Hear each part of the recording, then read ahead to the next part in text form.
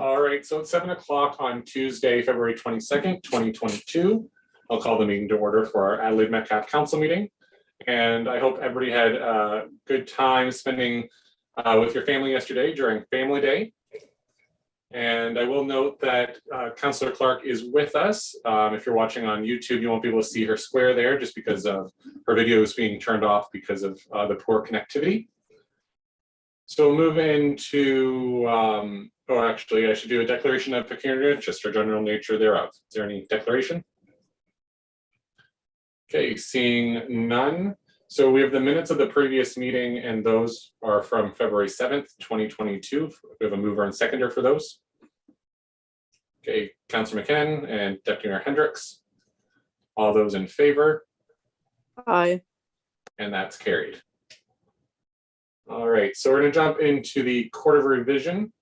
For those that are in the attendees list, we do have the Court of Revision first, and then if you're waiting for any of the Committee of Adjustments, so the planning applications, those will be following after that. So we have the Brown Petch Drain 2021, and we need to have a motion that Council adjourn its regular meeting in order to sit as the Court of Revision under Section 97 of the Drainage Act as amended to consider the Brown Petch Drain 2021 at 7:01. I'll move that. Okay, Councillor Clark and Councillor Brody, all those in favor? Aye. And that's carried. And we have Armin here from Switch Associates, as well as Andrew Neely, our drainage super. So I'll call the court to order, and the Court of Revision is pursuant to the report prepared by Switch Associates dated November 12th, 2021, which was considered and adopted at the consideration meeting held on January 17th, 2022, and pursuant to bylaw number 2 of 2022, which received the first two readings at council on January 17th. And section 54(1) of the Drainage Act provides that the decision of the Court of Revision can be appealed to the Drainage Tribunal within 21 days of the date of the Court of Revision, and the final day of appeal will be the Tuesday, March 15th. So with that, I believe we have a few property owners that are joining us for this one. So I believe we have Tim Early, as well as, do we have a Stuart Brown, I believe was also registered, and Steve Pasteur. Mike or Morgan, I see Tim is on the screen, but I don't see anybody else. Through your worship, Tim is the only one that's in the attendee list right now. So. Okay, so hopefully the other two join in. So I'll hand it over to either Andrew or it looks like Armin. You have your microphone not muted, so maybe I'm handing it over to you. Well, I'm just, are there any questions or are there any concerns with the assessments from the attendee that's present right now or from council? I think the report itself has been reviewed at the consideration, so just. Yep. Tim or Lisa, I'm not sure who's on there, who's behind the block that I see. Do you have any concerns at all? No, he has no concerns. Okay, thank you. Is there any concerns at all from council? Not seeing any, so I'm assuming the recommendation then is that the assessments contained in the report for the Brown Petch Drain 2021 is prepared by Screech Associates dated November 12th, 2021 be confirmed as presented. Mover and seconder for that. Okay, Deputy Mayor Hendricks and Councillor McKinnon, all those in favor? Aye. And that's carried. Okay, thank you, Lisa. And we just need to have a motion then to adjourn the court at 7:04. Okay, Councillor Brody, Deputy Mayor Hendricks, all those in favor? Aye. And that one's carried. And then we'll jump into the next one, which is the Dodge Lightfoot Drain 2021. So we need to have a motion that council sit as the Court of Revision under Section 97 of the Drainage Act as amended to consider the Dodge Lightfoot Drain 2021 at 7:04. Okay, Councillor McKinnon, Councillor Brody, all those in favor? Aye. And that's carried. And everything's pretty well the same for the call to order. So is there, Armin, you have nothing really to add unless there's any questions? No, I don't. Again, this drain was reviewed at consideration, and at that time, concerns were addressed if there were any. And is there anybody here for this one?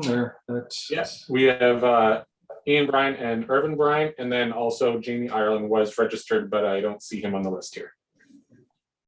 Does either of the Bryants have any questions or concerns? No, we don't. Okay. Is there any questions or comments from members of council? Seeing none. So we'll jump all the way down to the recommendation, and that is that the assessments contained in the report for the Dodge Lightfoot 2021 as prepared by Spreets Associates dated November 30th, 2021 be confirmed as presented. Sorry, Curtis, just to jump in, I see Jamie and Sue in the attendee list. I'm not sure if that's Jamie Ireland or not. Oh, No, that would be Jamie and Sue Lumen for the Healy application. okay, perfect. Thank you. No, not a problem. Did I hear Brian? I'll Irvin, move were you that. speaking or okay? Councillor Clark and Councillor McKinnon, that was moved and seconded. All those in favor? Aye. And that's carried. And then a motion to that the Court of Revision for the Dodge Lightfoot Drain 2021 be adjourned at 7:06. Moved by Deputy Mayor Hendricks, seconded by I'll second that. Councillor Clark. All those in favor? Aye. And that's carried. All right. So thank you, Irvin and Ian, for joining us. And Armin, thank you. yeah. Thank you, Mayor, Council, and everybody else. And hopefully we'll see you live again sometime soon. Yes, hopefully. Okay. Hey, thank you. And I don't think I saw any other drainage stuff on here. So Andrew, you can stick around if you want, or you can run unless I'm missing something. All right. So we have the Committee of Adjustment. So we need to have a motion that council can convene as the Committee of Adjustment for the purpose of hearing applications for consent B10 2021, B13 2021, B14 2021, and B1 2022. Mover and seconder. Councillor Brody, seconded by I'll second that. Councillor Clark. All those in favor? Aye. And that's carried. And before we get into the first application here, I just have to say that the purpose of the following public hearings for the Committee of Adjustment are to give the Committee of Adjustment, as well as the general public, an opportunity to hear all interested persons or all interested parties with respect to the applications being heard this evening. And the public is advised that comments expressed and written material presented are a matter of public record available for full disclosure. If a person or public body files an appeal of decision made this evening to the local or to the Ontario Land Tribunal without having made a written submission to the committee and or council, the tribunal may dismiss the appeal. And if you wish to be notified of the decision in writing, please submit a written request to the clerk's office. All right. So before I hand it over to Aaron, I see that one of our attendees, which was for the Brown Petch Drain, has joined us, and he has his little hand up on there. So, oh, there we go. He's allowed to talk now. So Steve, are you able to hear us?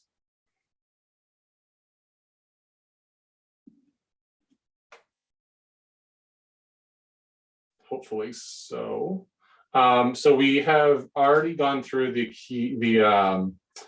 Court of Revision for that drain, and it was approved as it was prepared in the report. And you're muted if you're trying to speak right now.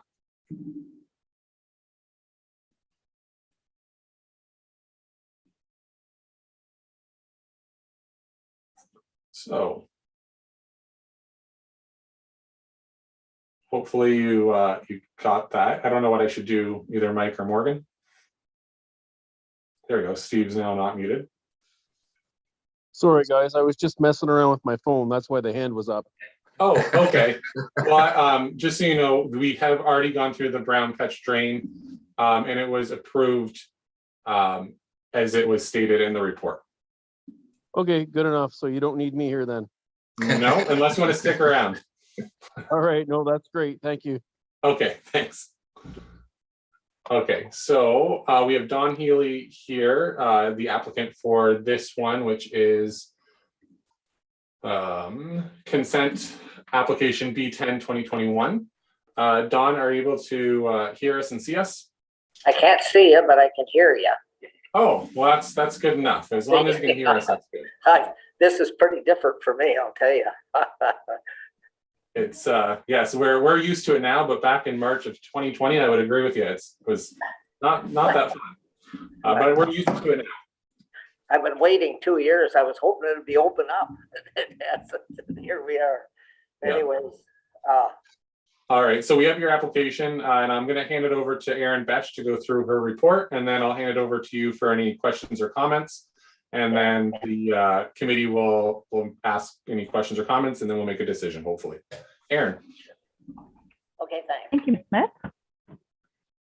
So the purpose of application B10 2021 is to seek permission to sever a new agricultural lot to separate an existing barn from a larger agricultural parcel. The subject property is approximately 22.3 hectares in size and is located on the east side of Pike Road between Mulla Ferry and Healy Ave in Adelaide Metcalfe. So the proposed lot to be severed is approximately 9.1 meters wide. So that would be the frontage onto Pike Road with a lot area of 0.6 hectares as proposed. It contains an existing barn and access onto Pike Road, which is classified collector under the jurisdiction of the County of Middlesex. The lands proposed to be retained, being the remnant parcel, contain agricultural land in crop production and are otherwise vacant of any buildings or structures. The lands contain an extension of the Ward Drain, which is regulated by the Sinclair Region Conservation Authority, and there does not appear to be individual field access from Pike Road. Directly in front of the land to be severed are two rural rental properties, flag-shaped lot containing a barn with access onto the road. The Healy subdivision is located southland at the intersection of Pike Road, Efferton Drive, and the town of Roy is to the east of the subject land. The applicant has advised that the subject barn was relocated to its current location from the area of Healy Avenue when the subdivision was created. The application was circulated per the requirements of the Planning Act. The drainage superintendent advised that the property to be severed is within the cable drain extension watershed. If approved, it will require apportionment of the severed and the main lots. The Sinclair Conservation Authority advised that although there is regulated lands on the property, the severed lot is outside of those regulated lands, and they have no concerns with the application.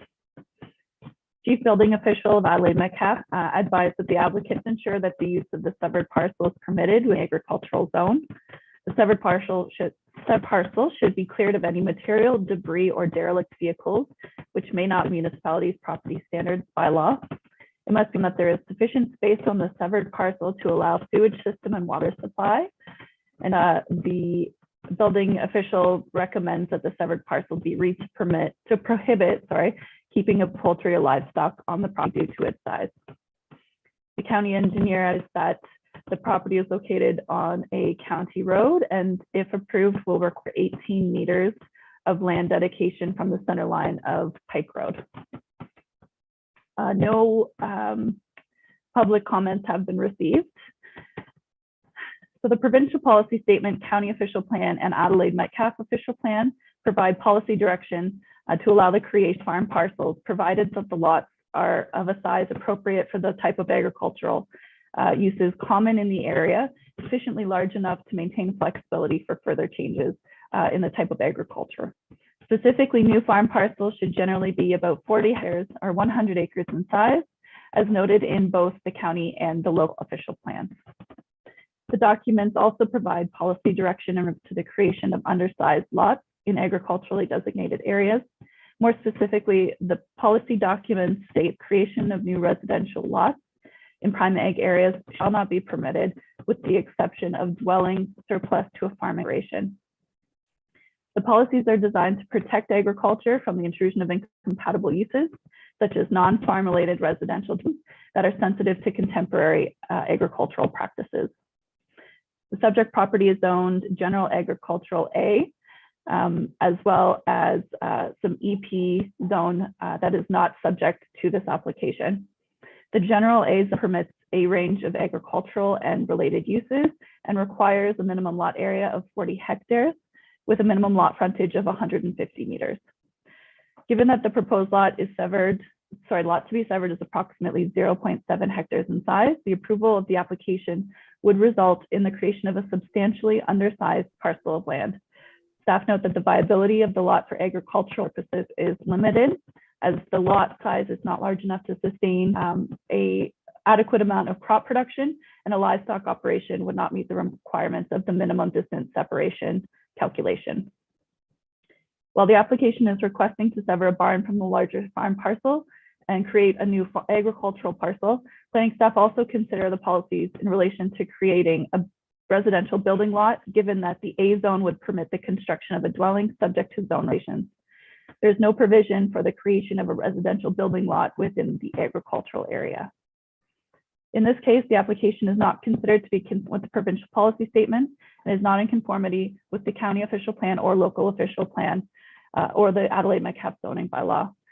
It does not meet the intent of the agricultural zone. And so therefore staff are not in a position to recommend support of the application. So my recommendation this evening is for applicant for consent B10 2021 be denied. Thank you.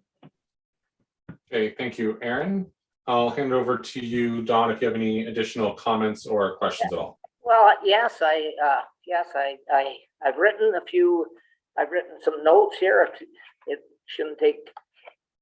I cut the size of the notes down before I came here, just in some handwriting, and I'd like you to hear what I have to say on this. Okay.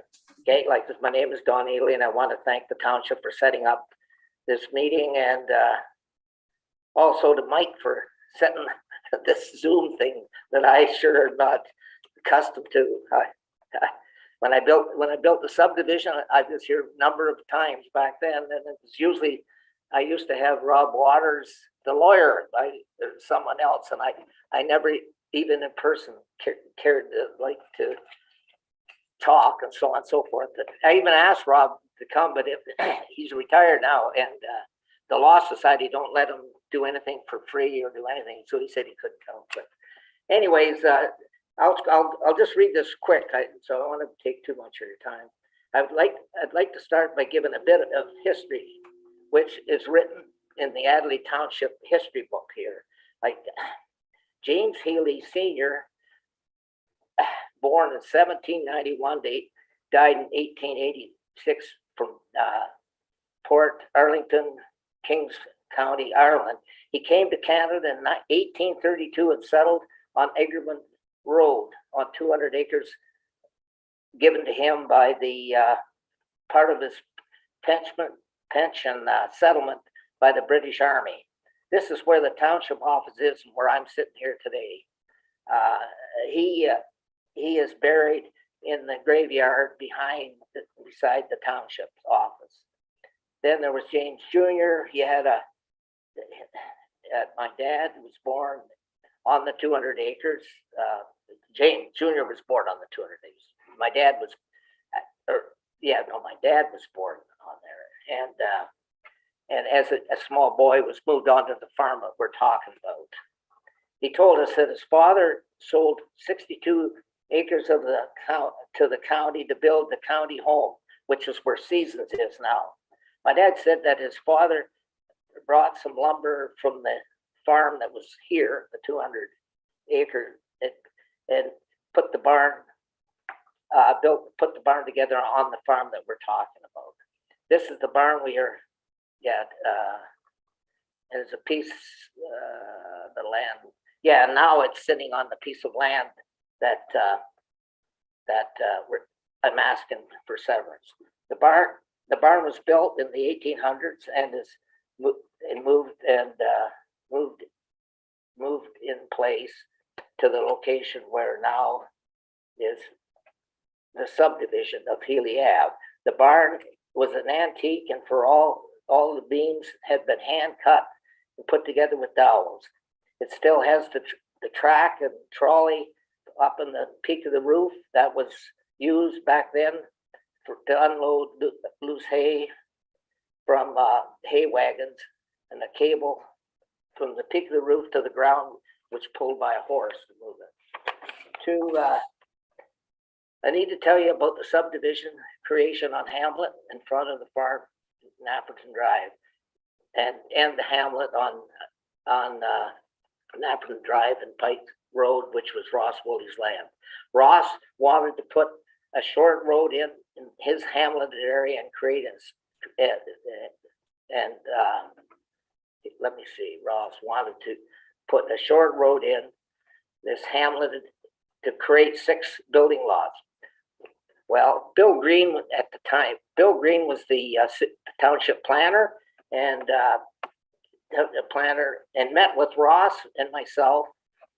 And Mr. Green told us that he would like us to do it as a subdivision agreement, that he would agree between the township and both of us. And he said that he would work with us to do whatever it took to get it done. The township agreed to naming the road Healy Ave.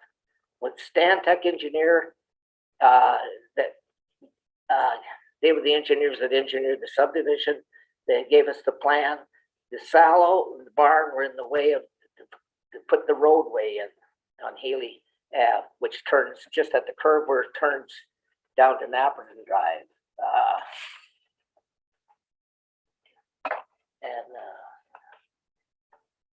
Okay, sorry. I agreed to remove the silo, but I hesitated to destroy the barn. I spoke to Jeff Denemy and Abra Movers about could it be moved, possibly be moved, and move it and to a different place on the farm. We come up with a plan to move it. And now here it is. The plan is this is it going through the field. We moved it back to where the location is now. Can you see that? No, we can't see that. Oh God, that's right. Yeah, I brought all these pictures of how it looks now. It's not like a barn. It's just like a building. It's the same color as the. Aaron was explaining that there was a barn, and I set it right behind it. And they're both the same color and same roof. I just wanted to make sure that it fit in. And anyways, okay, then I contacted Jeff Denemy and I contacted Jeff Denemy and Aaron, the township planner, for the past number of years. Aaron about possible Hamlet extension north on Pike Road, which might include the Healy farm. And Jeff, when I should plan on severance of land when the barn was built. No. Plus, we looked at other things too for extending. I don't know if you have the pictures there. I have that goes there. It's extension of. Let me have a look. Oh heck! Oh well, sorry about that. Salisbury Street. Well, anyways, okay, and then the fall of 2019, I spoke to Jeff for the very last time and said that I was going to Florida for February, March of 2020, and would put in an application to sever the area when I came back. I was so sad to see that he was no longer with us when I came back. I filled out an application with Stephanie, I don't pronounce her last name, on August the 23rd, 2021. And she was taking Aaron's place while Aaron was off on a maternity leave. And Aaron emailed me and said the application did not complete. One of the requests was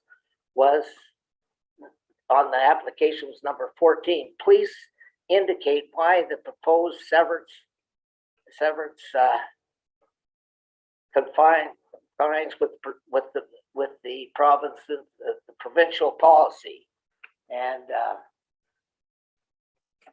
that's section. This is under agricultural section 5.9 consents. It reads, the policies of this plan and requirements of the township regarding consent to sever may be implemented through an agreement between the township and the property owner. When I found out that Aaron was returning to the township in the 1st of November, I waited. I met with Aaron and Mike and completed the severance application.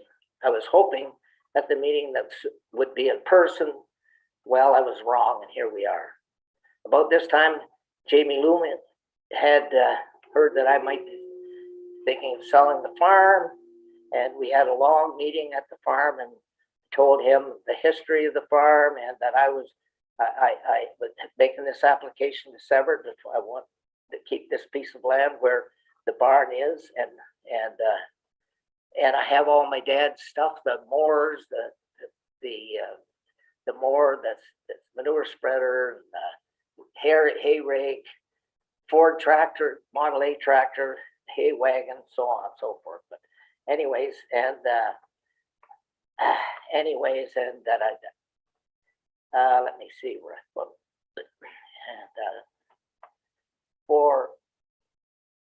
and I want to.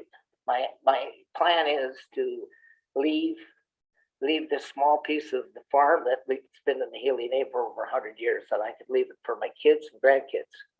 And anyways, I told that to Jamie. We had a long discussion about that, and he agreed, and so on and so forth. And I know he's on tonight, so if he wants to say something, then go ahead. No, I think can you hear us? Yes, just a second. Is there anything else you'd like to add, Dawn? What was that? Is there anything else that you'd like to add before I pass it over to Jamie or Sue Lumen? We're just going to show you some pictures over on the other. Okay.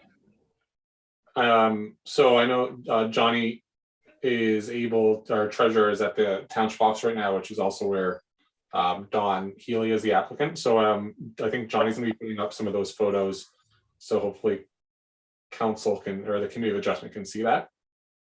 That's where it's being moved. Yeah. And what it looks like now, it's just, and the barn next to it. That was, there was a barn there and it burnt down, and he built another shed, and it's got brown with a red roof.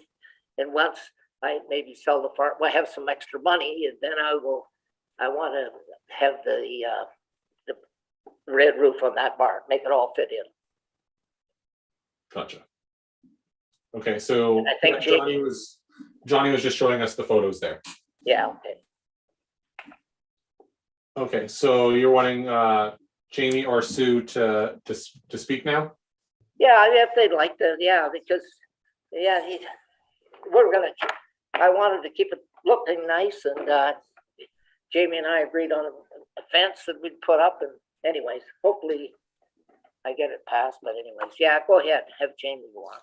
Okay, so I will, this is now the time that I'd be asking if anyone from the public is wishing to speak to the application. So it looks like Jamie or Sue, would you like to speak in regards to this application? Hello, everybody. Can you hear us? Yes.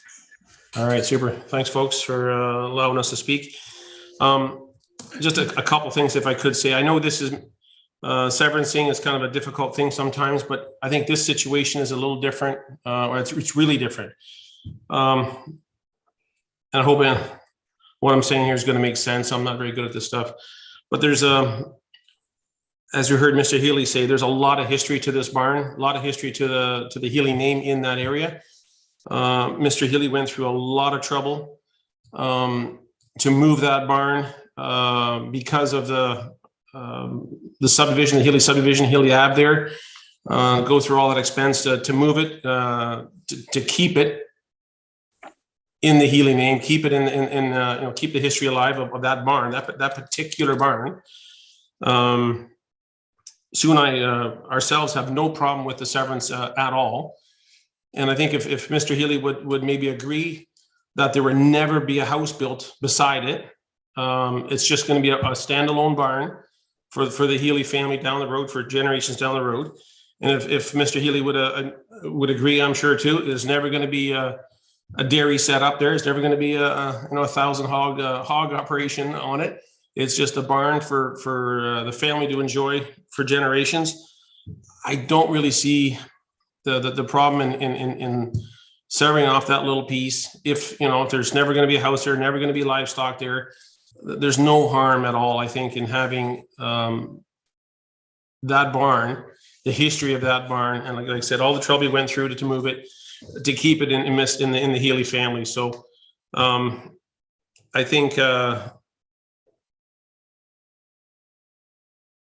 also all the discussions that Mr. Healy had with the township, with Mr. Denemy years ago, and I think he mentioned Bill Green. I think that's a planner from wherever. I think it was all talked about, if I understand it correctly, way back when, of getting it done, but it was allowed, or kind of approved. It was good to go, but just had to go through the process, the application, the severance application process. It just didn't get done, and then COVID hit, and then years go by now, 2 whatever years. It's just unfortunate that it didn't happen way back when it was maybe kind of already had a bit of a green light, and now so much time has passed. So again, if there's no house ever going to be there's never going to be on that severed portion, and no livestock. The neighbors, the 2 houses that are out front, already have that barn behind them. It's not like it's a new facility. I really don't see the harm in this particular situation. Thanks for listening, and we'll let you folks take it from here. Okay, thank you, Jamie. So it doesn't look like we have anybody else registered for this application. So I'll move it over to the Committee of Adjustment for comments. Councillor Brody.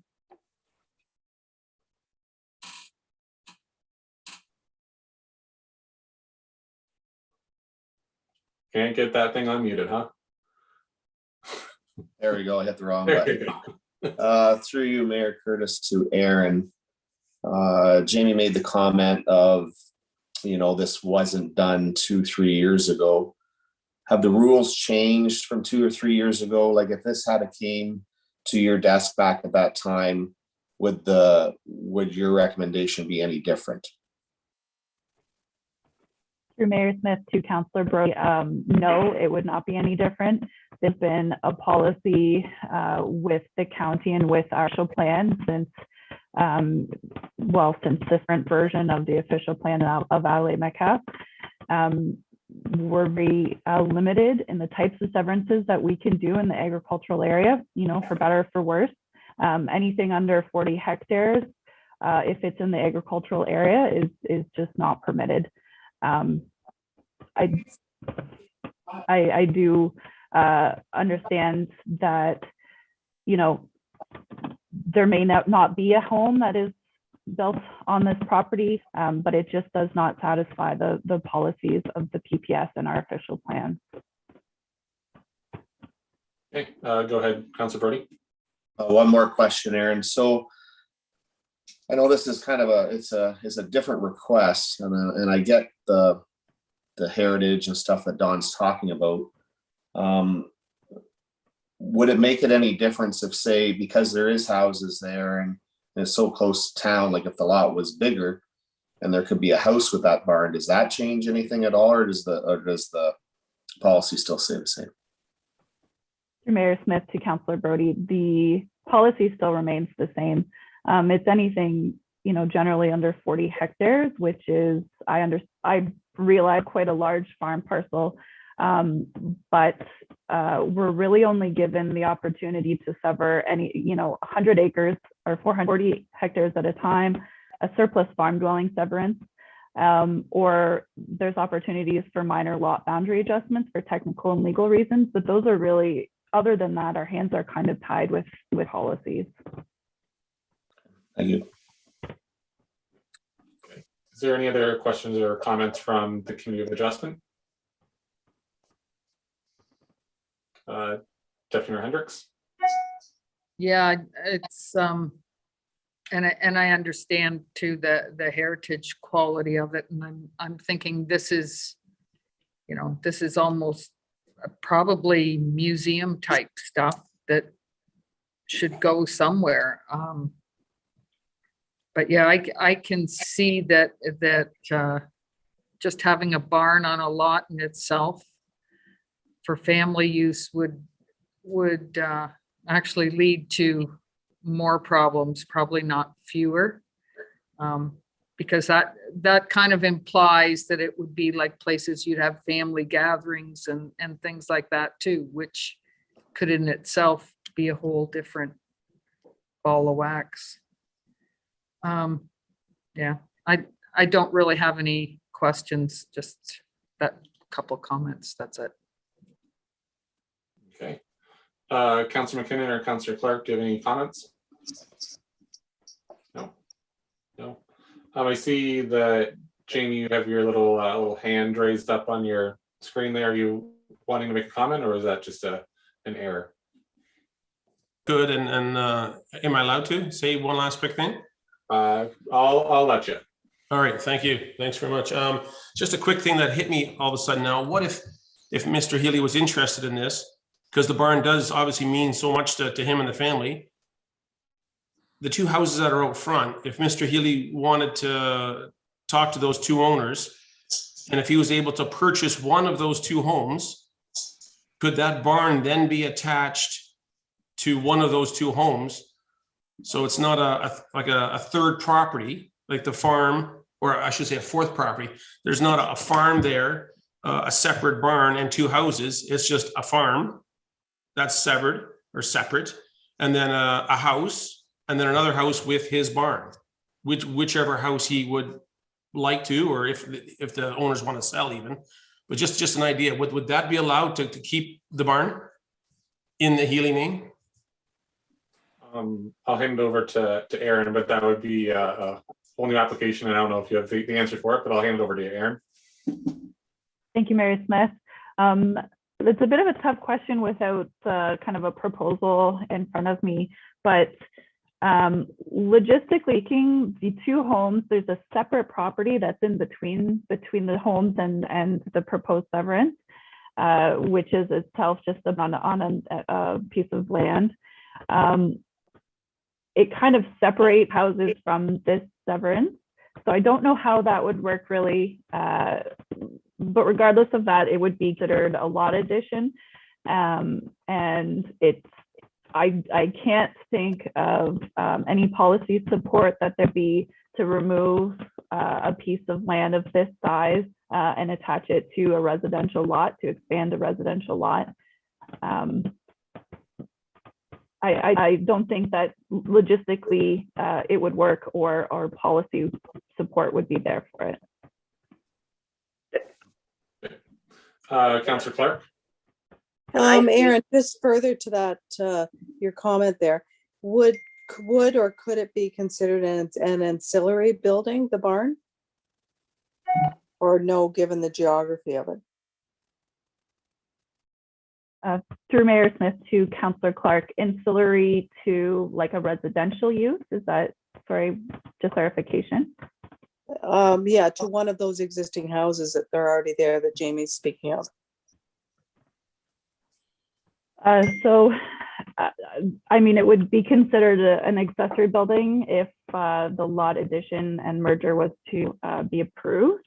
But again, it's not so much the structure that's the question, it's the 0.7 hectares of land that would be added to a residential lot in the agricultural area. Minor lot boundary adjustments are permitted and lot additions are permitted, but again, for legal and technical reasons, I think it would be difficult to justify this in terms of our policies. Okay, thank you. Am I still on? Don? Yeah, am I still on? Yes. I've got the last time I was here, I've got a sample here. The last time I attended the township would be 3 or 4 years ago with Jason Wilson applied for a severance to increase the size of his lot. The place was at 2883 Pike Road, and is a farmhouse which had been severed from the farm and years earlier. The barn had on the farm had been removed, but the sallow was still there, and there was an open well, I believe, on there. And the owner of the farm, it's on that drawing that you would have. It's just across from my farm, and it's Willie Boss's farm. And I was at that meeting at that time too, and he said that he was not going to remove it, but he would sell it to Jason. And the members agreed to let him sever that piece of property, and Jason had a year to remove it. And I got up and spoke at the same time because it's quite ugly and it was behind his house, and they allowed it to be done, and he had a year to remove it. Now there's a building there and more taxes. Anyways, what I'm saying too, I know I just read off on even in the application here that if there's an agreement between, I can read it again, but if there's an agreement between it's a section in it, because when Stephanie, when she had me go through all the stuff with the township, I think there's 40 pages. I had my wife go on the internet and get certain sections, and that's where I come up with it. And she wanted to know, I think I just read it out a little earlier. I read it out, and it's section 5.9, consent. Consent. It reads, policy of this plan and requirements of the township regarding consent to sever may be implemented through an agreement between the township and the owner. And my feeling is I had that at the time Bill Green was here. And the reason it took this long for me to get it severed, Jeff kept telling me that I should soon do that. It was because of financial reasons I didn't do it. Number one, Ross Woolley and I both lost money on that subdivision. I never mention it. I don't complain about it. The Healy name's on it. But he had to sell his 10 acres to Tony Costa. And I stayed working until I was 75. I had sold my house to build a subdivision in London and come out here. And then I built a house in there, and I sold it. I built it in 2010, sold it 3 years ago to get out of debt. And I've been in a smaller place in London. I'm not here to complain, but I would have done it sooner when he was there. And the reason it's taken this long is once I sold that house, I was in the position to apply for the severance. And that's when I talked to Jeff Denneman stating that it was here. And I wish that I had people here that were in on the agreement at that time. And I don't know how we'd ever get a hold of Bill Green, but I'm just hoping that you'll see it in. I know that you can do it. I'm just hoping that you will. I guess that's the thing. Thank you, Don. I think I saw Councilor Brody's hand up. Yeah, through you, Mayor Smith, to Aaron. Back to Jamie Lumen's question about tying it to one of those houses if somebody sold. Because it's not actually losing per se workable agricultural land. That's what I was just wondering if that's actually would have a little more merit. Because it's not workable land, it's a barn with grass around it, etc. And maybe the lot size could be a little smaller, maybe to keep the barn, but that's only if they could get, you know, if those homeowners would even go for anything like that anyways, but I guess that was just my question. Through Mayor Smith to Count Brody, thank you for your comments. I'm not sure if you have the location map available in front of you. I just think, you know, there is that separate piece of land that is in between the houses and the proposed lot to be severed. Logistically, it'd be very difficult to add it to those lots and sort of determine that it's like a minor addition to the lot. The policy still stands with the agricultural area. We don't necessarily talk about whether or not a piece of land is currently in crop production. It's to say that in the future, if the land is to be sold, that it could not be put into production. That's just a consideration for analysis through our policies. So I don't think that we have policy support for Jamie's proposal. So if I could just for a second, so just going to kind of that point that Councillor Brody's making, and as you were just saying, Aaron, so looking at the map, it's there are two houses at front onto Pike, but there is that flag-shaped lot that goes behind it. So there's a laneway with it looks like a barn or a shed that actually is behind it. And then it's the barn that we're talking about. So it's really just the one property that could maybe do a lot adjustment. But that's a whole other application. And that's something I think we need to just look at the application that's before us right now, because we really, Aaron, you haven't had an opportunity to look even at if that was an option and see if that would be feasible or not. The question that I have is, if, you know, I'm just trying to think about different ways that this could possibly be supported. As it is right now, I can't support it. But the barn, since we're talking about the history of it and everything else, has there been any thought, Dawn, looking at it from a Heritage Act standpoint, or is that even an option, Aaron, as a planner? I don't think we've ever really looked at the Heritage Act in Adelaide Metcalfe to see if that would be an option. Mayor Smith, to be honest, I don't have enough knowledge of the Heritage Act to make a statement on that, to be honest. Okay, is there any other questions before we move on? Deputy Mayor Hendricks? Yes, I had actually, to Dawn's comment, I had looked at the lot across the road and I remember that. And a couple of months ago, we did actually allow a barn to stay with a house. It made a bigger lot, but it preserved a barn. And but the lot wasn't anywhere near this size. But to Aaron's point, is that a third lot, or sorry, to Aaron's point, to Aaron, through the mayor, is that a third separate lot with a shed, and it's just a lot with a shed on it? Yes. Okay. It's a very similar proposal to what is being proposed today. But it was. And it went through. And it went through. To me, it would make more sense to have it attached to that lot. I mean, that's just a shed out in the middle of nowhere. So, but no, I agree that the way it sits now. But it was part of building the subdivision. I got talked into by the township.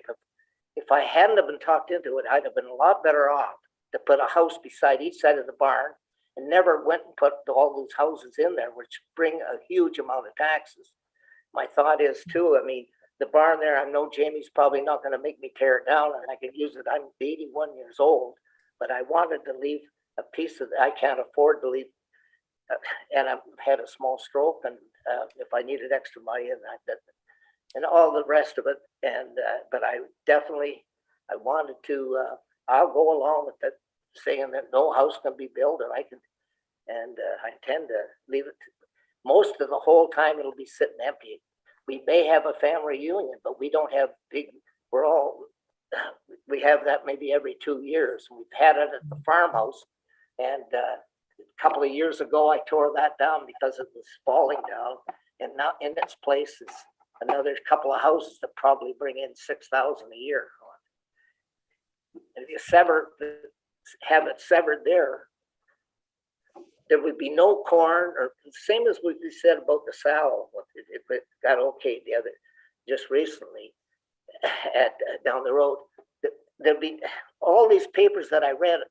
I didn't read all 40 of them, but it's all, the whole thing is to save farmland. I agree with that. It's all to save farmland.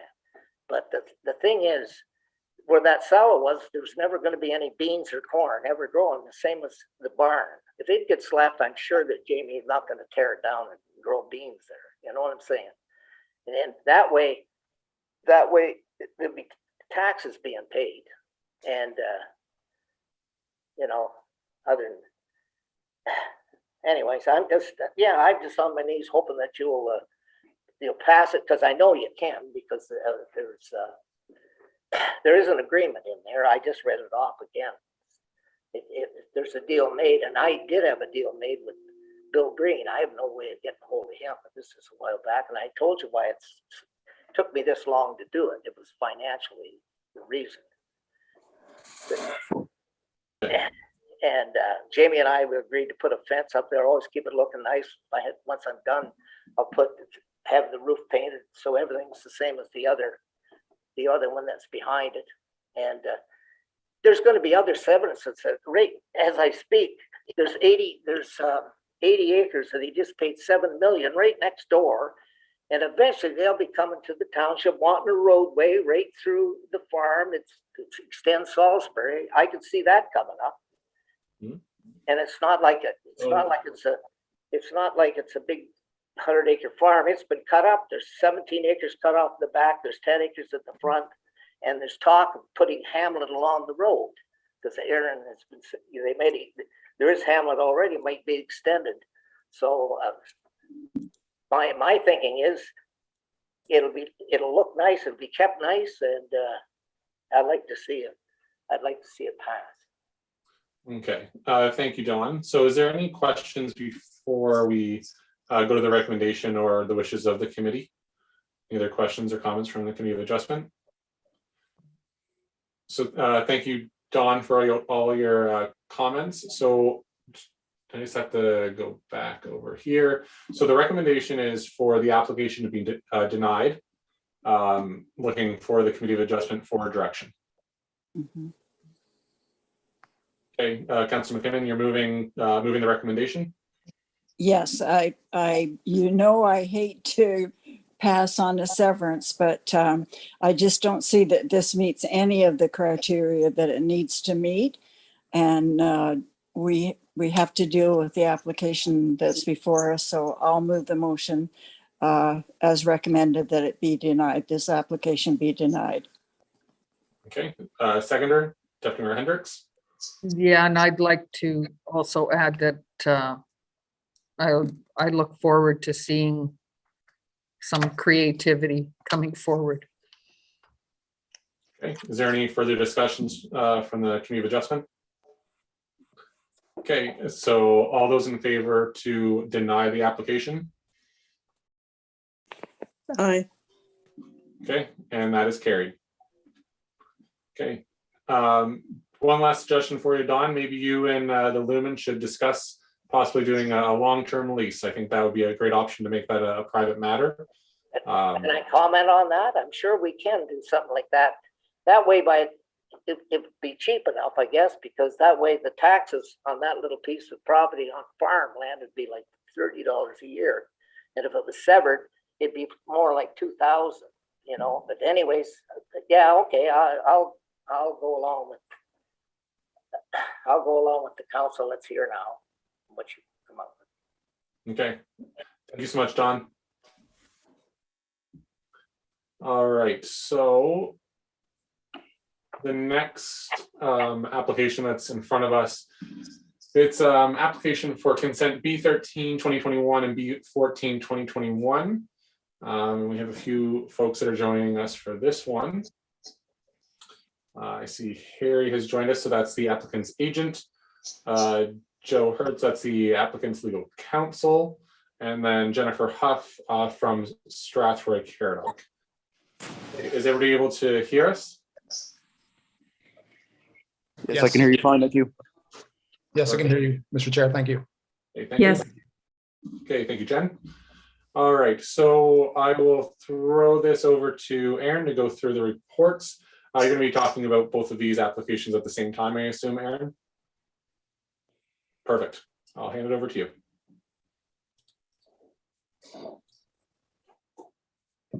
Mary Smith, sorry for that. I was just bringing up something here for my reference.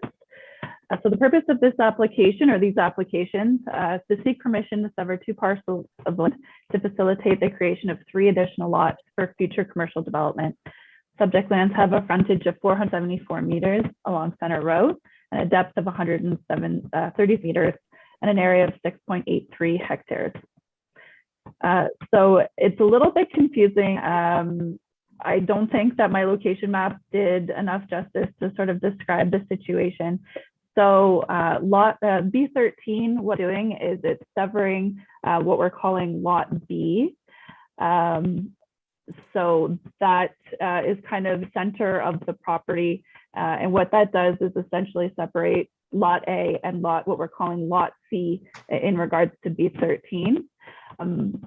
So that's a severance of 1 lot and creating 3. The second application, B14, is then severing lot C into 2 parcels to facilitate in total 3 new lots and 4 in total. So the subject lands are vacant of buildings and structures, are comprised of faded fields, and do not appear to have an existing access from Center Road. Land uses are primarily agricultural to the north, west, and south of the subject lands. Across Center Road from the subject lands are a mix of light industrial and corridor commercial uses. Highway 402 is located approximately 440 meters north of the subject lands. So as per the requirements of the Planning Act, the application was circulated. Comments from the Sinclair Region Conservation Authority, the Adelaide Metcalfe Public Works Manager advised that the provision of water and wastewater servicing is subject to a servicing agreement with the municipality of Strathroy Caradoc. The servicing agreement is currently under negotiation between Metcalfe and Strathroy Caradoc. Until such time as a servicing agreement is agreed upon, the Township of Adelaide Metcalfe cannot confirm access to water or wastewater services. The Chief Building of Adelaide Metcalfe had no objections to the proposal. The County of Middlesex engineer advised that land addictions measuring up to 18 meters from the center line, the construction of County Road 81 across the severed and retained parcels to the County of Middlesex will be required to the County of Middlesex. However, he did indicate that it appears the road is already of sufficient width, but it will be up to the owner to confirm that distance. As discussed with the applicant's agent, access to the property should be managed through 1 and at most 2 access points to be formalized through a series of 0.3 meter reserves and act easements registered on title of the severed and retained lots. Preferably be for sole access to be provided directly across from the commercial plaza on the east side of South, as that intersection is already scheduled to be sliced and can accommodate additional traffic volumes development on both sides. Entrances should be line up with other access points for the properties on the east side of the road wherever possible. The county engineer also indicated that there are significant concerns that the Ministry of Transportation may not permit access to any lots as they are well within the corridor management limits of the Kings Highway. This should be confirmed with MTO prior to approval of the severances. The municipality of Strathroy Caradoc advised that the provision of water and wastewater services has been provided through an agreement between the municipalities of Strathroy Caradoc and Adelaide Metcalfe. This agreement expired 2 years ago and has not been renewed. Accordingly, until such time as a new agreement is established, regulating the connections to services, Adelaide Metcalfe has no ability that they are aware of to service the corridor, including the subject lands. Until such time as Adelaide Metcalfe can provide service through a renewed agreement or otherwise, the lands are deemed to be unserviced. In regards to fire service, applicants should be made aware that there is no paid service agreement obliging the Stratford-Caradoc Fire Department to respond to structure fires in Adelaide Metcalfe. Specifically, Stratford-Caradoc does not respond to non-structured fires and only responds if they are not otherwise engaged in Stratford-Caradoc. Therefore, no permanent fire protection services in the area are from Stratford-Caradoc. Public comments, time of the writing of the report, no public comments have been received. However, we did receive a letter just today from the applicant's legal counsel. I believe it was circulated to council and members. What they are proposing is that the applications be approved and that the issues that are indicated in my report are dealt with through condition of approval. So the provincial policy statement, county official plan, and local official plan directs that settlement areas should be the focus of growth and development. I am of the opinion that the creation of 3 additional commercial lots would provide for future commercial development employment opportunities for the township, which is generally consistent with the policy documents. The proposed parcels are large enough to provide flexibility for future commercial uses and meet the provisions of both the CC-6 zones in terms of lot area and width, also described as the frontage. Setbacks and lot coverage would be further examined at the time of development proposals. Staff note that the Adelaide Metcalfe official plan sets out the permitted uses contemplated within the commercial corridor, such as automotive uses, farm and construction equipment uses, building supply, home improvement, and other large format freestanding retail uses. Development of the proposed lots would be subject to the township site plan control to establish the use and meet the criteria in section 3.3.4.3 of the township's official plan. Site plan would address issues such as parking, stormwater management, landscape buffering, etc. Section 3.3.4.3 of the township's official plan states that development approval in the corridor subject to confirmation of adequate municipal services in consultation with Adelaide Metcalfe and Stratford-Caradoc. So during the agency consultation period in which I was advised by both the township and municipality of Stratford-Caradoc that municipal servicing of the proposed lots cannot be confirmed at this time until a renewed servicing agreement is to place. In addition, this section of the official plan states that any development within the Minute Transportation's permit control area shall be subject to the review and approval of the ministry. Private entrances, commercial entrances, and public road access connections will require the review and approval of the Ministry of Transportation. As of today, we have not received any comments from MTO. I have reached out to them several occasions. The applicant has as well, and they were circulated through our consultation period. So we are still not in receipt of any comments from them. So I am of the opinion that these comments are of vital importance to the consideration of planning applications due to the close proximity to the Highway 402 and of the comments of the county engineer. So in light of the outstanding matters being confirmation of servicing, as well as comments still needing to be received from the Ministry of Transportation, my recommendation this evening for B13 and for B18 are both deferral until those 2 issues have been addressed. Thank you. Okay, thank you, Aaron. Before I go to the applicant, I see Morgan, our CIO's hand up. Morgan? Thank you, Mr. Mayor. I don't often jump into the middle of planning reports, but I did want to, well, first thank Aaron for her report, but I wanted to mention that Erin creates her recommendations based on information that she has. Council is aware through a number of closed discussions that we've had regarding our legal position as it relates to servicing along Center Road. So if council does wish to approve this application We do have 2 drafted conditions that council can add to the application. The first one being that confirmation that adequate municipal servicing is available to the satisfaction of the township. And the second one is regarding the MTO thing.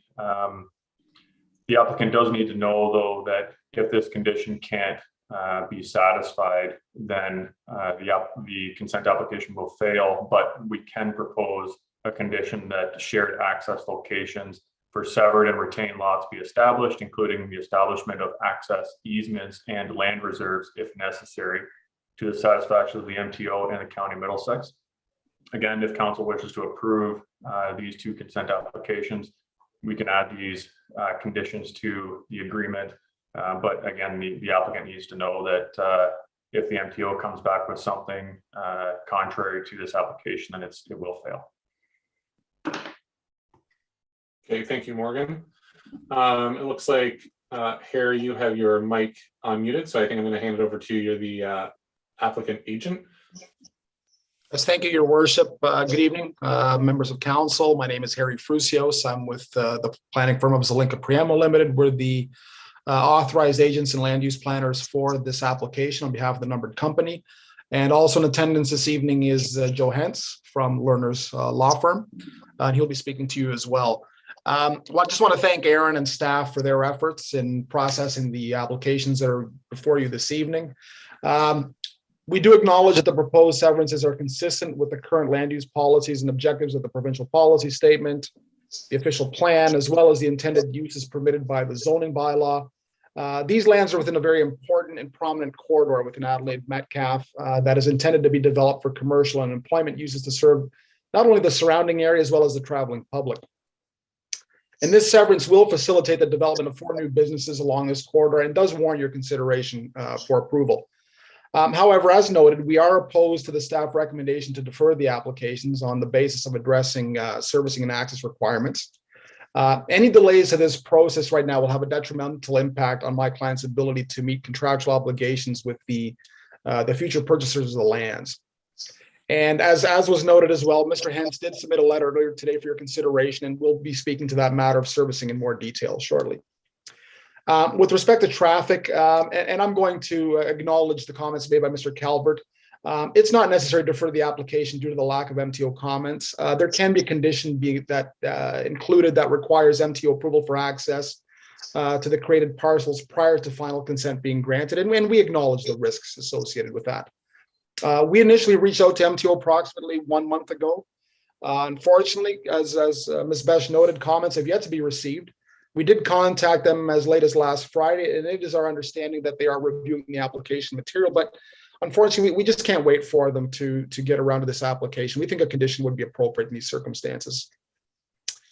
We're confident that access will be resolved for the proposed parcels. If not direct access from County Road 81, then as noted, shared access via internal private roads can be considered, as noted by Mr. Calvert in the county engineer's comments.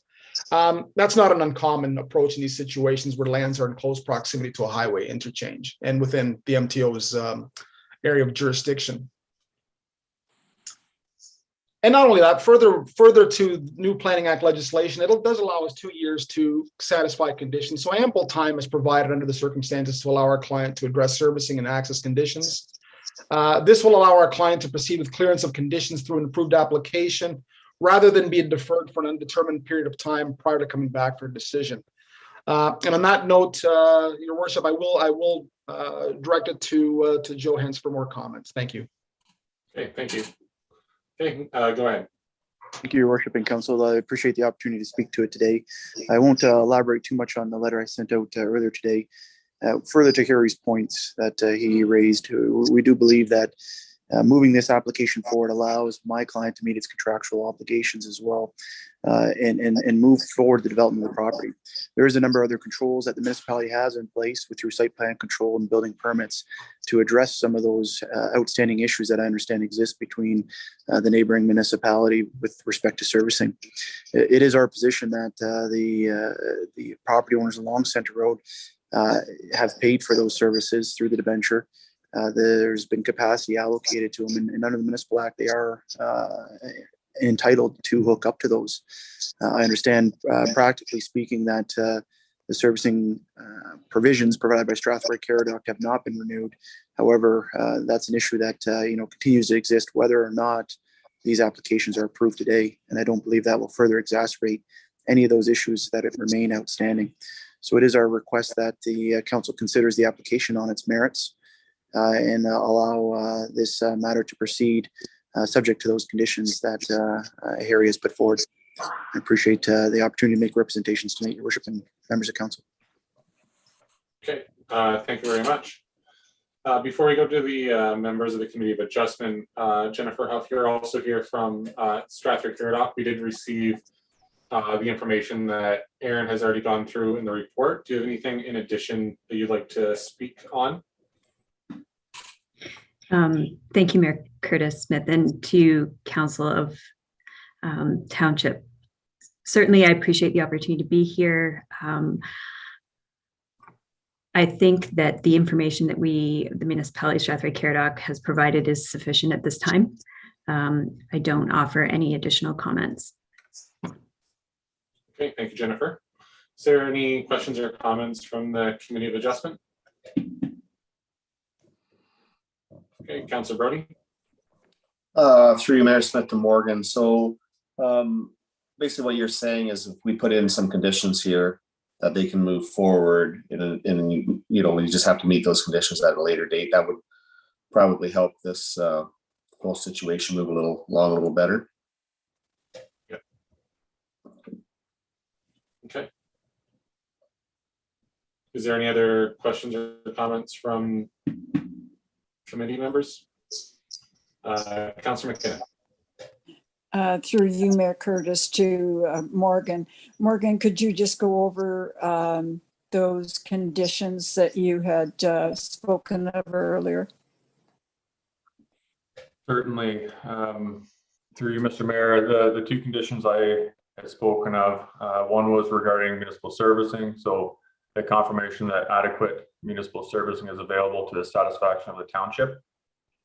And then secondly, regarding the MTO requirement, that shared access locations for the severed and retained lots be established, including the establishment of access easements and land reserves, if necessary, to the satisfaction of the Ministry of Transportation and the County of Middlesex. Thank you. Is there any other questions or comments? Okay. Mike, our clerk.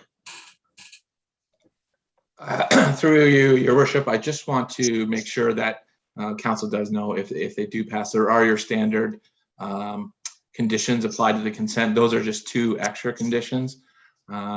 Staff and planning have prepared in case of scenario a set of conditions, and I can read them out before each of them if you wish to pass, whatever direction you want to give, but we do have them prepared.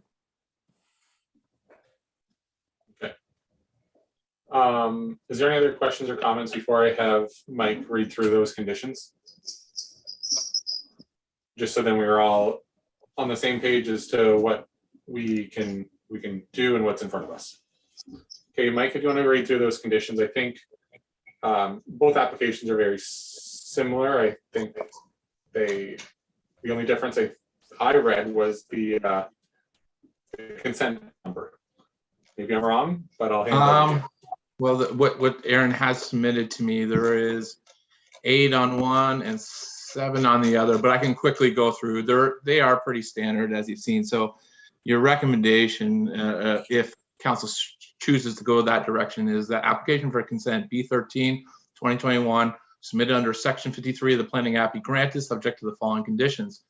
A certificate of consent, that the applicant's solicitor submits an undertaking in form satisfactory to the Secretary Treasurer of the Committee of Adjustment, that any outstanding property taxes for land subject to consent B13-2021 be paid in full, that confirmation that the adequate municipal servicing is available to the satisfaction of the township in consultation with the municipality of Strathroy Caradoc, that the owner dedicate lands up to 18 meters that discuss that shared access locations for severed and retained lots be established, including the establishment of access easements to land reserves, if necessary, to the satisfaction of the Ministry of Transportation, the County of Middlesex, that a preliminary survey showing the lands being severed and retained be submitted to the satisfaction of township before being deposited at land registry, and that 2 papers and 1 digital copy of the reference plan be submitted to the satisfaction of the township. So that would be for B13. B14, very similar, certificate of consent, solicitor's undertaking, property taxes in full, confirmation of adequate municipal servicing, 18-meter dedication, the shared accesses comment, that preliminary survey showing the lands being severed and retained submitted, and the 7th is that 2 paper copies and 1 digital copy of the reference plan be submitted to the satisfaction of the township. Okay, thank you, Mike. You got all that? Yes. I think there's 8 on both of them, but maybe I'm wrong. I'll hand over to Aaron. Thank you, Mayor Smith. I did want to clarify, Mike, I did look at the Word document that I sent you, and the numbering is just wonky on the second one. They are. I'm just noticing that now. Yeah. Okay, so is there any other questions or comments, or are we at the point where we would like to make a decision?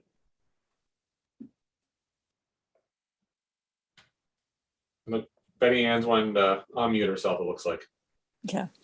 There we go.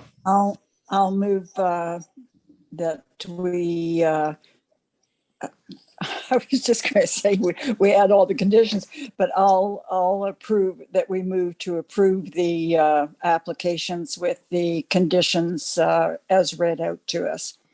And could I ask for a recorded vote? Yeah. Okay, so that was just to be sure with Mike Barnier, clerk. Can we do both motions at the same time, both applications? Yes. They are similar. I would prefer that you do for both applications, right? Both at the same time? Okay. No, sorry, each one on their own, please. Okay. Okay, so Councilor McKinnon is moving consent application B13 2021 for approval with the 8 conditions that our clerk has laid out for us, and also asking for a recorded vote. Do we have a seconder? Okay, Councilor Brody. Okay, is there any discussion before I hand it to the clerk? Deputy Mayor Hendricks. Do those 8 conditions include the 2 conditions read to us by Yes. CAO? Yes. Okay. Yeah, they were conditions number 4, which is the municipal servicing, number 6, which is the access for the locations of the entrances or whatever it is. So that was moved and seconded, and I'll hand it over to our clerk for the recorded vote. It's your first recorded vote as our clerk. It is. Okay. Are you prepared? Right. Yeah, I'm just putting them in alphabetical order now. So. Okay. Okay. Recorded vote. Councilor Brody. Yeah, I second Betty Ann's. Councilor Clark. I support. Councilor Hendricks. Support. Councilor McKinnon. I support. Mayor Smith. I support. Okay. And for B14.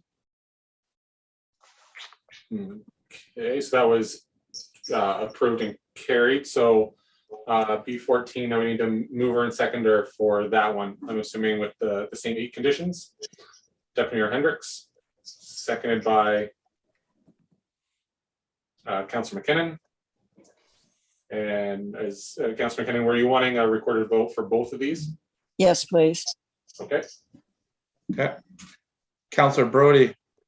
Support. Councilor Clark. Support. Deputy Mayor Hendricks. Support. Councilor McKinnon. Support.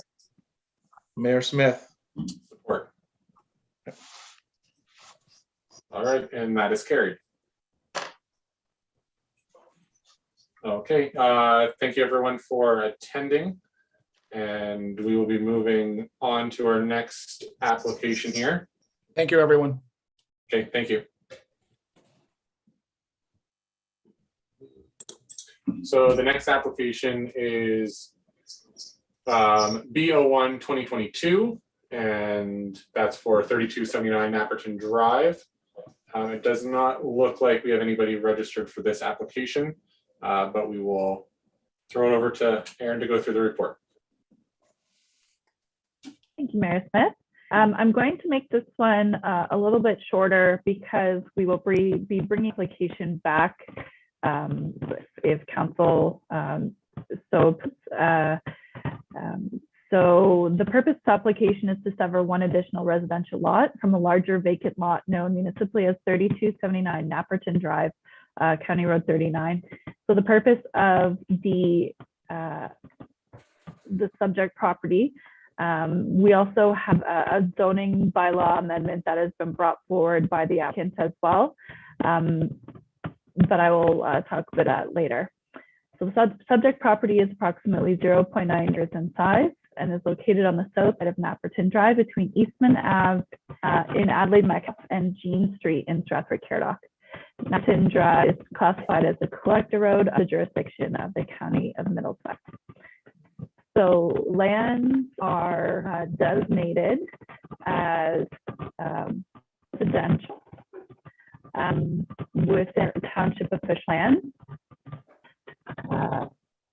They are also within the Special Urban Policy Area number 2, which can be familiar with through our study of the special policy areas. Basically, this speaks to the commercial uses on Eastman Ave, but there is nothing in base that prohibits residential development through Erin, before you keep on going, you are cutting out a little more than you were before. I don't know if we're able to do anything about your microphone.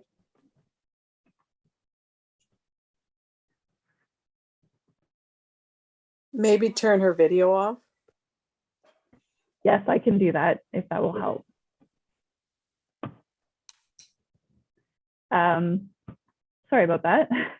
No, that's okay. So as I was saying, the property is designated as residential, but it is zoned institutional, which is a carryover from the previous use of the property, or previous owner of the property, which was a church. So the institutional zoning permits a range of institutional uses such as cemetery, a daycare facility, government office, outdoor storage, place of worship, public works and utilities, or residential care facility or school. So the zoning application is requesting to rezone from institutional to the urban residential zone, which would permit single detached dwellings and develop the lot in a residential fashion. The applications were circulated. It was at time that the county engineer advised that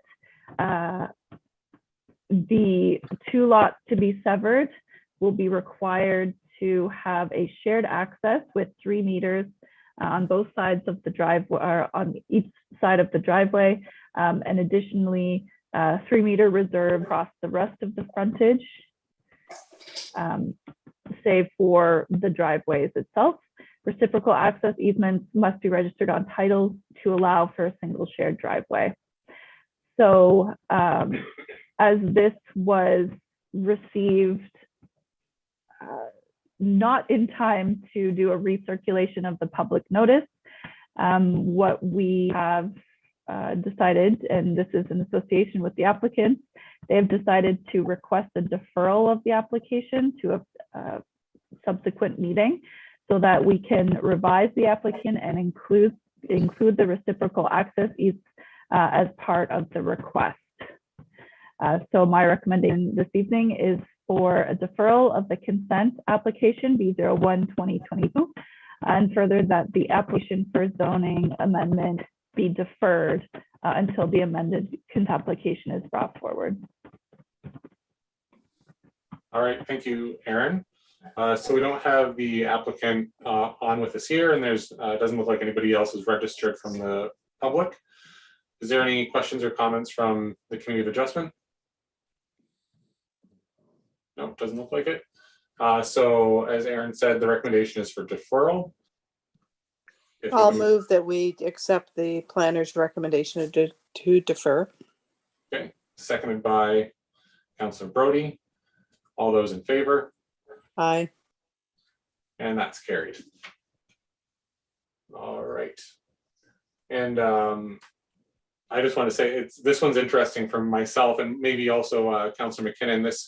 This property had the exact same application before council back in 2011 to have it severed into 2 lots, and it's the property it lapsed, and that's why it's still the one property, and it was sold to someone else for a possible future church. And here we are again 11 years later, where we're going through a very similar application and it's being deferred. So just a little bit of history for you. So now we just need to have a motion to adjourn the Committee of Adjustment at 8:26. Deputy Mayor Hendricks, second by Councillor Brody. All those in favor? Aye. Carried. And with the public meeting, and that we need to have a motion now to convene into the public meeting to hear application for zoning bylaw amendment Z02 2022 at 8:26. Mover and seconder, Councillor McKinnon, Councillor Brody. All those in favor? Aye. And that's carried. And I'll ask Mike, do I have to go read through that whole proceedings for the public meetings? No, I wouldn't worry about it. No. Thank you. Okay, so Aaron, I'm not sure if you're wanting to read through this report, because I think you kind of summarized it with the last one as to what the deferrals there. Is there anything you'd like to add? Not at this time. It's recommended deferral until we bring back the consent application. Okay. Pretty straightforward. We have to go through the formality because it's on the agenda. So the recommendation is that the application for zoning bylaw amendment Z02 2022 be deferred until the amended consent application is brought forward. Mover and seconder. Councillor Brody, Deputy Mayor Hendricks. All those in favor? Aye. And that's carried. And that's got to be the shortest public meeting. And we're going to adjourn at 8:27. Councillor Brody, Deputy Mayor Hendricks. All those in favor? Aye. That's carried. All right. So now we'll get into the rest of our agenda. Correspondence. Oh no, I should say thank you, Aaron, because I don't think you have anything else on the agenda. Thank you, Aaron, for joining us. Unless you're wanting to stick around, actually, maybe for the OP 13 update, but I'm not sure if that's needed. I'll look to Maureen about that one. Okay. You're good to go. Thank you, Mayor Smith. Thank you, Council. Upcoming conferences, seminars, and meetings. So our next meeting is on Monday, March 7th, and then followed by March 21st. The first item for correspondence is from the Solid Bayfield Conservation Authority, and that is their December 16th and board minutes and their February 17th board minutes for their agenda, I mean. And then we just have one thing for the action required, and it's in regards to support expansion on the Northern Ontario School of Medicine. Councillor McKinnon. I was for support.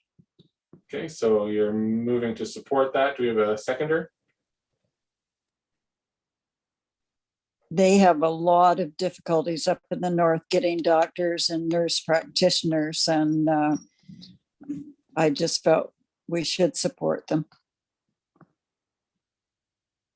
Okay. Do you have a I'll refrain from voting. That could be a possible conflict for me.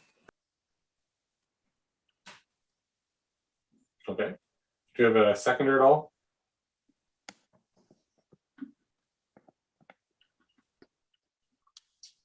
Doesn't look like we have a seconder to support. So we will have a motion then to receive and file items CC 1 and 2. Defner Hendricks, seconded by Councillor Brody. All those in favor? Abstain. And that's carried. Okay, we'll jump into staff reports, and the first one is from our treasurer, Johnny, and it's the council remuneration. Thank you, Mr. Mayor. Through you to council. We have the 2021 council remuneration report presented, outlining all the earnings paid to council for the previous year. This report is a legislative requirement under the Municipal Act to provide this information to council and the public to be open and transparent. The details are attached in the report, but the recommendation is to receive the report as presented. Okay, thank you, Johnny. Is there any questions or comments from members of council? Okay, seeing none, mover and seconder to receive the report for information. Deputy Mayor Hendricks, and seconded by Councillor McKinnon. All those in favor? Aye. And that's carried. And then the next one from you, Johnny, which is the public sector salary disclosure. Thank you, Mr. Mayor. Through to council. Under the Public Sector Disclosure Act, which was established in 1996, municipal governments are required to disclose wages of public sector employees who were paid a salary of $100,000 or more in the previous year. We currently have one employee who has met the requirements, and details are outlined in the report. All data has been submitted to the province by the reporting deadline. The recommendation is to receive the report as presented. I'd be happy to answer any questions you may have. Okay, thank you, Johnny. Is there any questions or comments? Councillor Brody? Through you, Mayor Curtis, I'd just like to point out that this came out in 1996 and it is now 2022. A little outdated in my mind. Okay. Thank you, Councillor Brody. Not seeing any other questions or comments. So we have the motion in front of us. Where is it? I'll move that we accept the report as presented. Perfect. So that's moved by Councillor Clark, seconded by Councillor McKinnon. All those in favor? Aye. And that's carried. Okay, thank you, Johnny. Moving into mileage allowance, and that's a report from our CAO, Morgan. Thank you, Mr. Mayor. Through you to council. As council knows, the township compensates council and staff for costs incurred while using their personal vehicles to conduct township business. The township compensates on a per kilometer rate that is designed to cover the costs of things like gas, vehicle depreciation, insurance, and maintenance. The current mileage policy hasn't been reviewed or updated since 2015. The CRA established what they call a reasonable per kilometer rate for 2022, being 61 cents per kilometer for the first 5,000 kilometers and 55 cents per kilometer thereafter. The township's current per kilometer rate is 50 cents per kilometer.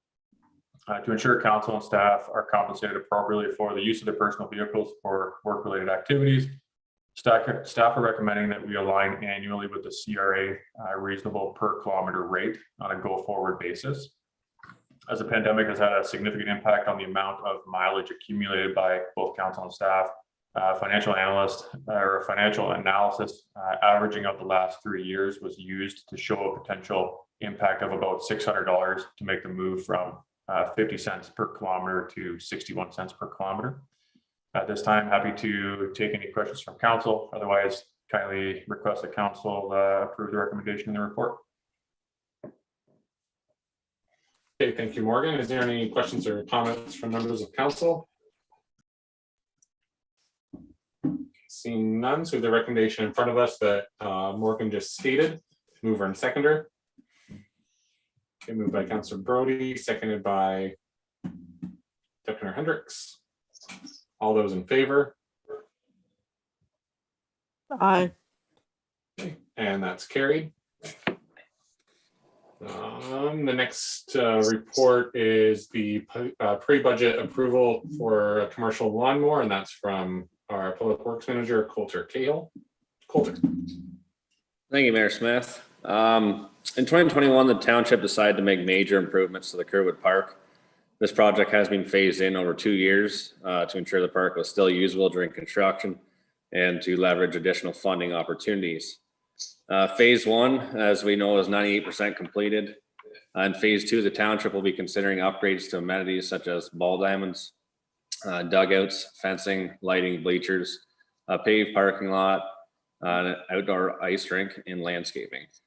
Through the 2022 budget survey, we received comments regarding the township to raise the level of service at the Kerwood Park to include regular maintenance of both ball diamonds, improvement to weed and grass control, as well as the daily maintenance that comes with the new washroom facility. With the new improvements to the Kerwood Park, the township should consider purchasing a new commercial lawnmower for the use of dragging the ball diamonds, as well as maintaining, sorry, my battery's dying here, as well as maintain the grass and weed situation to higher standards. The township has received a lot of feedback that will support this purchase. By purchasing a lawnmower for the maintenance of the Kerwood Park, it also gives the township the option to bring some of the grass cutting contract in-house to maintain properties such as the fire hall and the Kerwood wastewater treatment plant. By making this purchase and dedicating additional resources to the Kerwood Park, we can better maintain the new facilities, support local groups using the amenities, and encourage new park-related activities. This decision aligns with council's direction on improving the park. After speaking with multiple dealers, the time frame for receiving a unit after purchase is uncertain due to various challenges, including shipping delays. As we know, there's a lot of challenges right now during COVID, so I kind of want to get this, get the ball rolling to get the RFQ out for a 60-inch zero turn. Then we can be ready for spring maintenance. The financial impact would be in the 2022 budget through Parks and Recreation.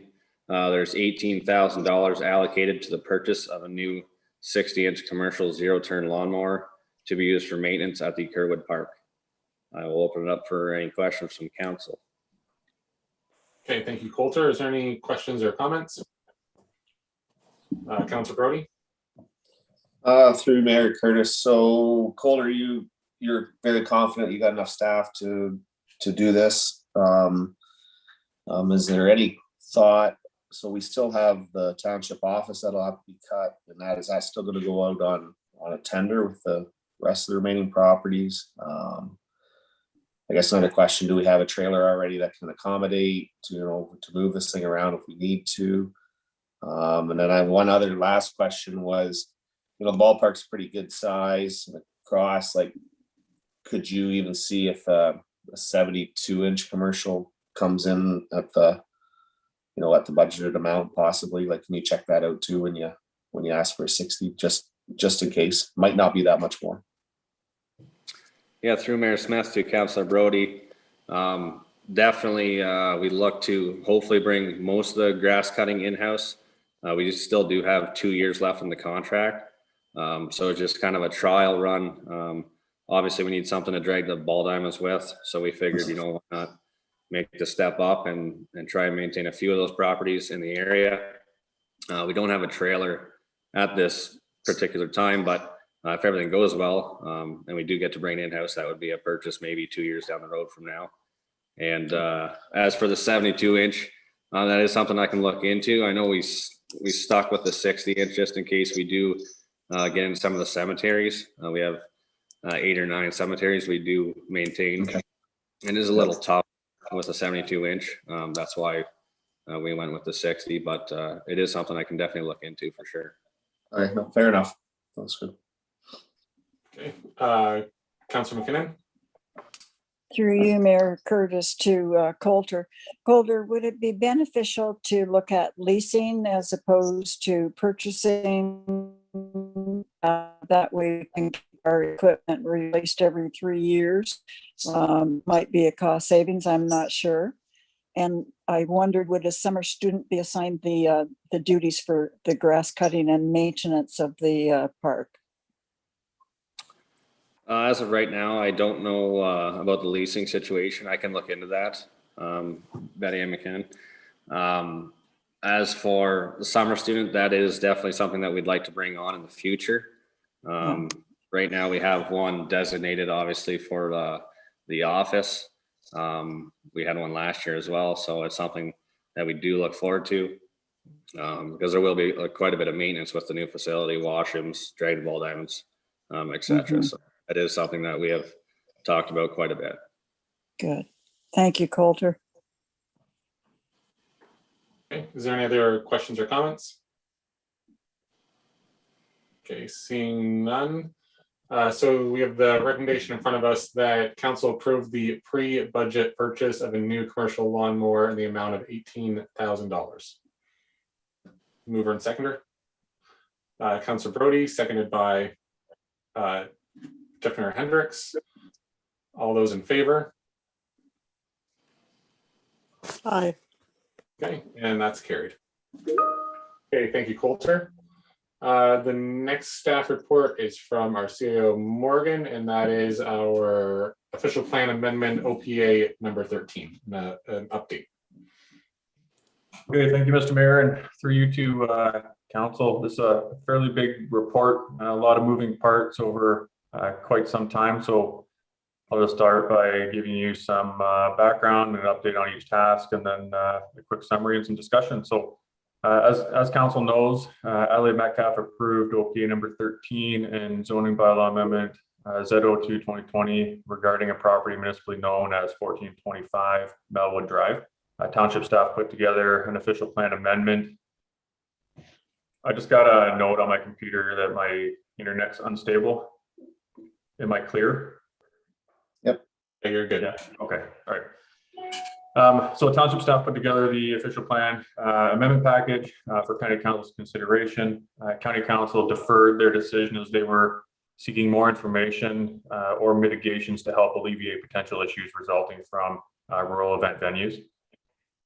As a result, county council requested that a traffic and noise study be completed by the applicant and peer reviewed by the township, that a draft site plan agreement be prepared, and that a rural events licensing bylaw also be prepared.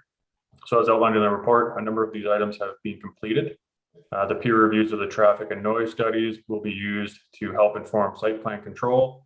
We're still waiting on the applicant to forward a draft site plan so that we can work together to prepare a draft site plan agreement for county council. I have no concerns that we will not be seeing that draft site plan soon. So fully anticipating receiving that. The big one in this report that council has yet to really see is the proposed drafted business licensing bylaw. Clerk Mike and I have spent a lot of time on this drafted bylaw from meeting with and listening to concerns of various stakeholders to working with legal counsel to draft what we believe is an appropriate business licensing bylaw designed to license businesses that are operating in the more rural parts of the township. A business that would be captured by this draft bylaw are outlined in Schedule C. We listed the rural event venue as a potential business council may wish to license. If there are any other businesses council wishes to license, this is where we would list them with an appropriate definition and any other additional licensing requirements. Licenses can be issued for a period of 3 years, where businesses will be required to renew their license prior to the end of each license term. The clerk has a 3-month grace period in the event we need some flexibility to accommodate a renewal process. The drafted bylaw is based on a 3-strike and you're out type of policy, where if a business is determined to have 3 substantiated incidents, their license would be suspended. The substantiated incident is one where a complaint is made, investigated by the township, and then deemed to be a valid complaint per the bylaw. We are relying on a complaint-based system, as the township does not have the human resources or financial ability to police businesses across the township. In terms of licensing fees, we wanted to ensure cost recovery of staff time to process a typical application.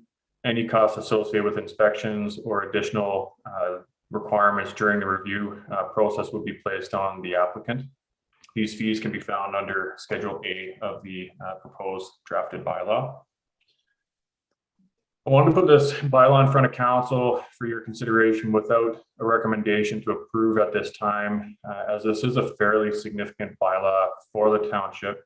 And I wanted an opportunity to hear what council likes, dislikes, or otherwise may require change before bringing back this bylaw to a future meeting of council.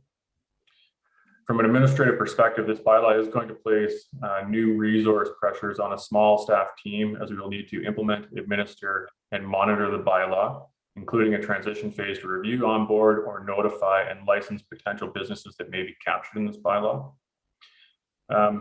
Within the report, we also talk about other mitigations. So in terms of other mitigations, council approved the noise and nuisance bylaws at the February 7th, 2022 council meeting.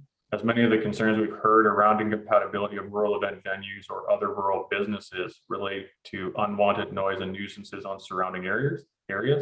I believe we have good tools in our new toolbox now to respond to potential and adverse effects relating to various land uses in the township. So really, to wrap up and summarize this report and our package, pending package to County Council, we've received both traffic and noise studies from the applicant. Both traffic and noise studies have been peer reviewed by the township. We also included another competing noise study just so we covered off all of our bases. We are waiting on the applicant to forward a draft site plan so we can finalize this particular requirement. And we've prepared a business licensing bylaw and considered other mitigations for County Council's consideration of OPA number 13. So really at this time, happy to listen to council regarding the business licensing bylaw or any other questions you may have.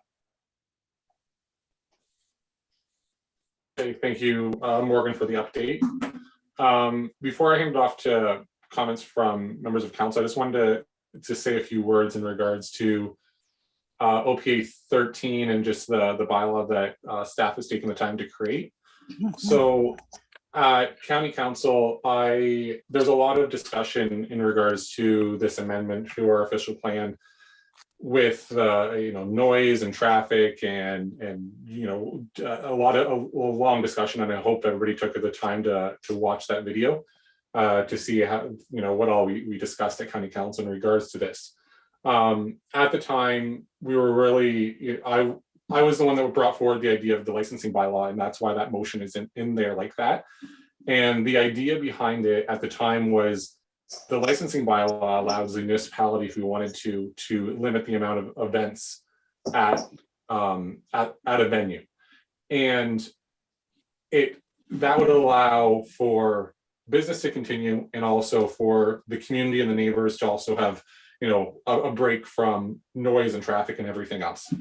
However, it is, when thinking about it, because this this is months ago when this was decided at County Council, it's a lot of work for staff to look at that, and it's also a lot of work for the venue to also put that forward to staff as well.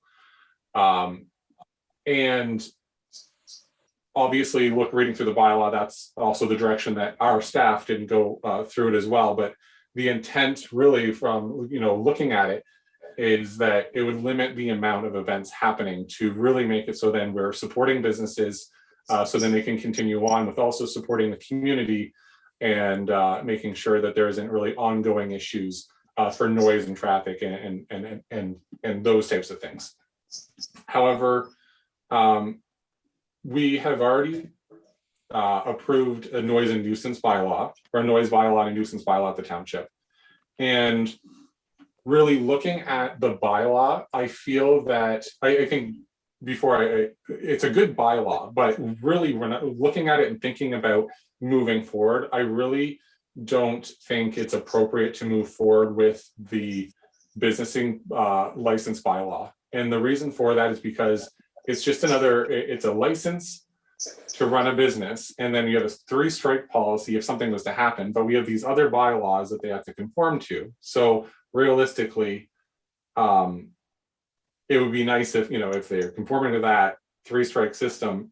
I'm also it just doesn't work going forward, and I'm thinking about a bride and groom that's wanting to have a wedding somewhere or an anniversary party or whatever it is.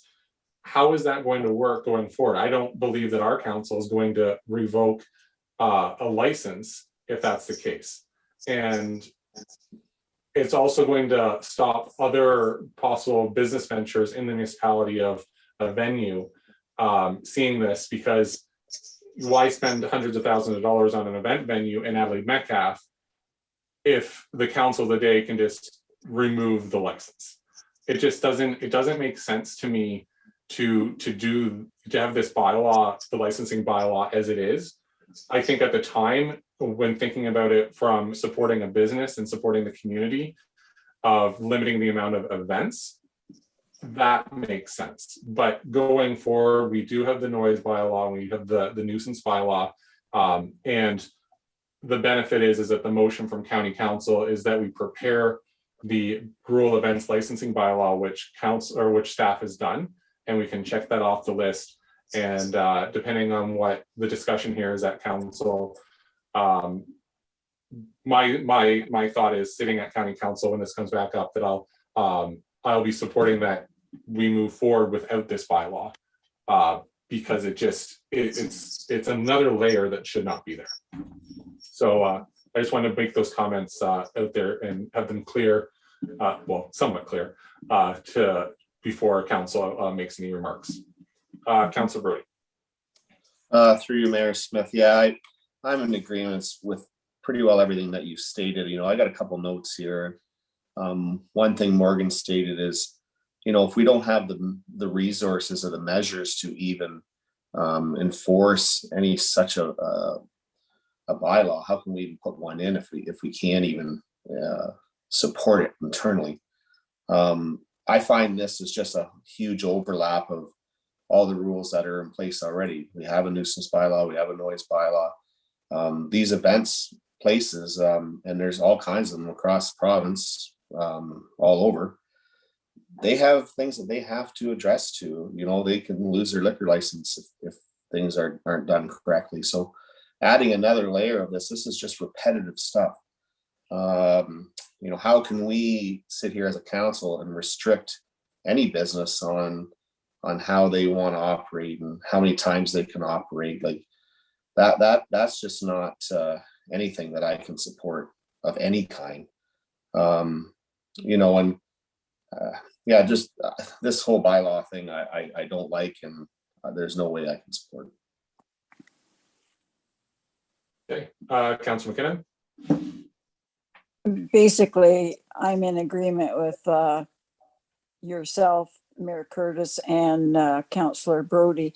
The only pro I see is that it would provide an additional stream of revenue, but very little, because there's only a couple of rural businesses in our municipality.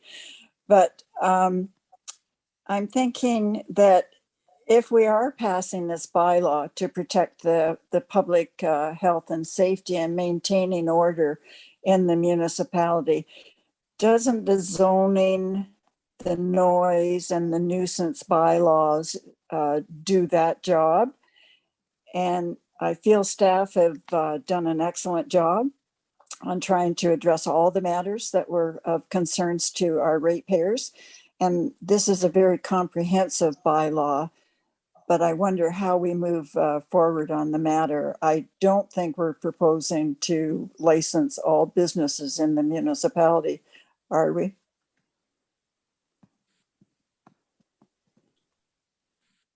Sorry, Morgan, you can go ahead with that one. It's under section C or appendix C, whatever it was called.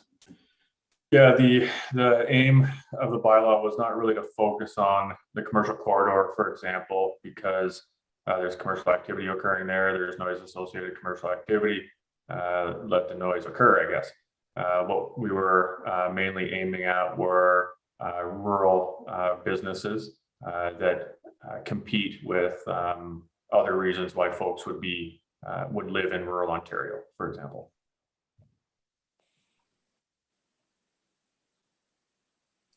Okay, does that answer your question, Councilor McKinnon? Okay, Deputy Mayor Hendricks. Yeah, I like to start at the back of these things. So I looked at section C almost first when I kind of scanned through it. And it strikes me, 2 years ago, we had this meeting to fix the little zoning things all over. And when a business was not doing something it was zoned for, or there were activities taking place that weren't allowed in that zone, we had this whole big public session and we changed the zoning on those lots. And to me, it seems inconsistent now to only license things in a small range of zones. So you would have to get a license if you were in a surplus dwelling zone or an ag only or a limited agriculture, but not in a rural residential. So, I mean, aside from the fact that it's very redundant to all the things we've done in the last little while, I would have some real problems with the specificity of where we target those licenses and to the cost of licenses. I mean, there's got to be a reason the province isn't going to make us renew our stickers anymore. I think the cost of those stickers don't pay for the infrastructure of the renewal system. So I think there's too many hidden costs and we're addressing them already. Councillor Clark, do you have any questions or comments? I just think that you can't just target specific areas. You're either in for a penny, in for a pound. If you're going to license, you have to be across the board. And I don't think we're prepared for that at this time. And I don't think we have the resources in place to accommodate that.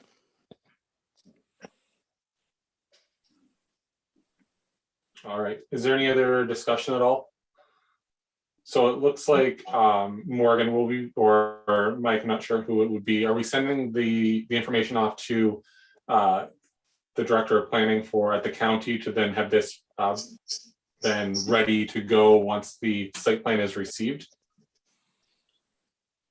Through you, Mr. Mayor, to council, we'll basically work with Director of Planning at the county, determine how he wants to receive the information, whether it's in pieces or a full package. Likely a full package, and likely with a letter just outlining the actions of council to date with regard to mitigations that have been implemented and information that's been provided through their deferral request of more information. Okay. Is there any other questions from council? Oh, looks like our Mike, our clerk, is unmuted. Are you wanting to talk? No, I think the recommendation is to file and receive at this point, right? Yeah.